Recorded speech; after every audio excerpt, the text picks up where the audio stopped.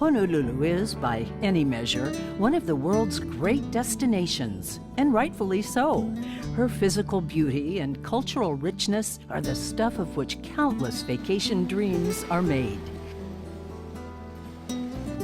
But for some of its youngest residents, life can be far from easy, which is why a group of concerned citizens came together to create the Kukui Center, a place dedicated to serving the community's abused and vulnerable children. Located on the edge of downtown, the 18,000 square foot Harry and Jeanette Weinberg Kukui Center co-locates 10 small nonprofit social service programs to collaboratively aid the island's at-risk children and their families. Understandably, children and families in crisis have many challenges and need access to more than one kind of help, which is why having a wide range of social services under one roof works so well. Accessing any one agency is all it takes to bring a wide range of specialized assistance and support into action. So when our families have a need that one of the other organizations in the building can serve, we can just walk them down the hall, take them in, introduce them. We can easily follow up on how they're getting those needs met. We had a family go homeless and she had 2 children. You know, she came to group. I lost my housing. We don't know where we're gonna go tonight. Let's go downstairs and talk to Family Promise. Had a place for them to go. You know, it's like immediate care. More than 40% of Oahu's homeless are families with small children. It is Family Promise Hawaii's mission to mobilize community resources to help families transition from homelessness into an independent and sustainable new life. But first, basic needs must be met. We are open 365 days a year. This is their temporary home. This is their mailing address. They have their own dedicated phone line here. They have computer and internet access. They can enjoy meals, take showers, do laundry, watch their children here. We have lockers for them to store their belongings. The financial literacy piece and teaching our families how to budget is really key in terms of how quickly we can get them housed. More than 80% of our families are housed within 3 to 4 months of being in our program. And our program is totally free to families, so the idea is for them to save as much money as they can to dedicate towards housing. So we supplied all the personal hygiene items as well as shelter and meals every day. At night, the families are taken by van to a host that is part of an interfaith network. Here, they will spend the evening, be served dinner and breakfast, and sleep in a safe, supportive environment. Families rotate to a different site every 7 days. There are more than 60 participating congregations. The next morning, the families return to their home base at the Kukui Center. Sadly, foster children are a segment of our population that is truly invisible. The Hawaii Foster Youth Coalition is making sure that these young people, ages 14 to 26, have a future and a purpose in life. This organization really helps foster youth who want to get their life together.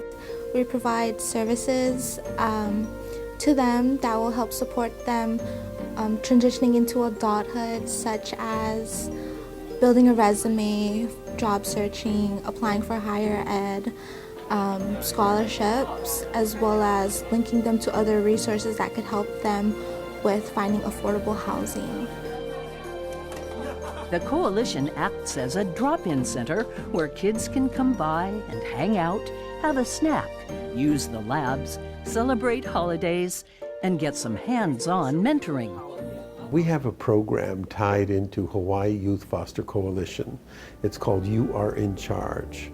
And we take foster youth from the ages of 16 to 26, and we help them mentor themselves into a future productive life. By the time they get to the end of the 8 weeks, they are now looking at what they can do for themselves. And that's the most important part of the program. Just upstairs from the Foster Youth Coalition is its partner agency, Kids Hurt 2 Hawaii, whose purpose it is to provide therapeutic services to children who have lost a parent. There are lots of reasons that children lose parents, but there's nothing more devastating to a child than loss of one or both parents. So it's about bringing the children together to help each other, parents to help each other, and the community to be involved in healing their young hearts. 7 additional services round out the Kukui Center. Hale Kipa's independent living program helps young people transition out of foster care, access housing, and higher education possibilities. Hawaii Immigrant Justice Center provides advocacy and legal assistance to immigrants who are victims of domestic violence, human trafficking, or require family visas. Hawaii Literacy is dedicated to providing lifelong learning services by developing reading skills for both adults and children. Joyful Heart Foundation supports survivors of child abuse, sexual assault, and domestic violence, actively working with local communities to end the cycle of brutality.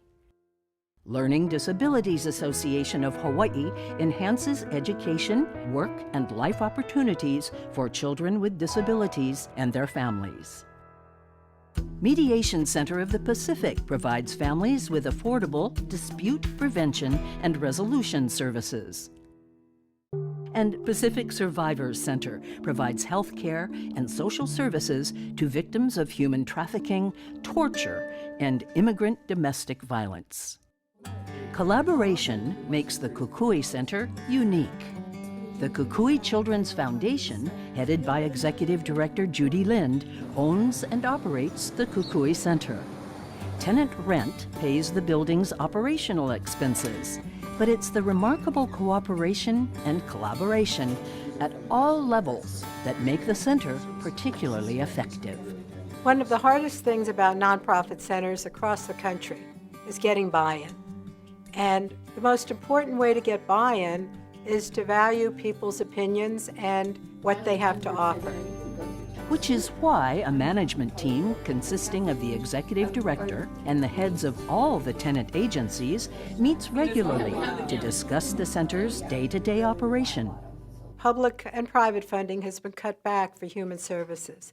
So one of the advantages of being in the Kukui Center is that everybody doesn't have to pay for a copier. If someone needs to get a van to take their clients on a trip, they can borrow a van from one of our programs that got one donated.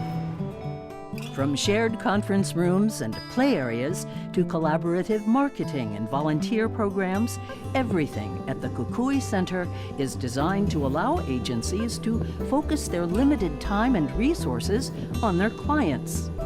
One of the important things of working in a nonprofit center and in human services in general is that people need to take care of themselves. So our goal is to help the people who work here as much as the people who come here. Quarterly potluck lunches bring staff from the tenant programs together to socialize, share information, and brainstorm. If an agency needs staff training, such as Red Cross disaster preparedness, all they have to do is ask. The center arranges for the session, and the entire building is invited to participate. Wellness activities such as free on-site yoga classes are also offered to the staff. From its beginning, support from the community and its overwhelming expression of aloha have meant success for the Kukui Center. That early support was translated into an ongoing Community Partners program, allowing businesses, service groups, and individuals to support children and families in need. It is a shared volunteer program. We provide shared donations of time, of services, of goods, and we network through the agency boards. We have a list of about 50 community partners. They are individuals, they are businesses, they are organizations, and each community partner does something different. It's designed around what they have to offer. For instance, Pepsi provides a monthly donation of beverages, while the Hawaii USA Credit Union shares its conference room space with tenants of the Kukui Center. Arcadia Retirement Residence volunteers stuff envelopes and label the center's newsletter for mailing. Islander Group donates pallets of items which can be resold to raise funds for the Foster Youth Coalition. We don't have the staff to go out and solicit the donations that we need. You know, it's an area we've struggled in. Now it just happens automatically, and everybody's involved. Everybody's board is involved. In short, without considerable community support, the Kukui Center would, of course, continue to exist, but it wouldn't thrive the way it does today. I have been in human services for more than 30 years. And this is the first time that I have seen collaboration at this level.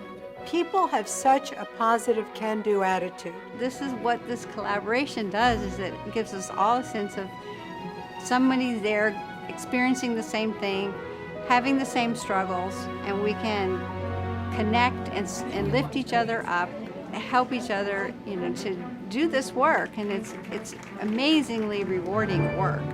Doesn't mean there are never problems, but people come to it with an interest in working them out. And they're not just looking at their own individual needs, but they're looking at the needs of the whole. And collectively, we have been extremely successful.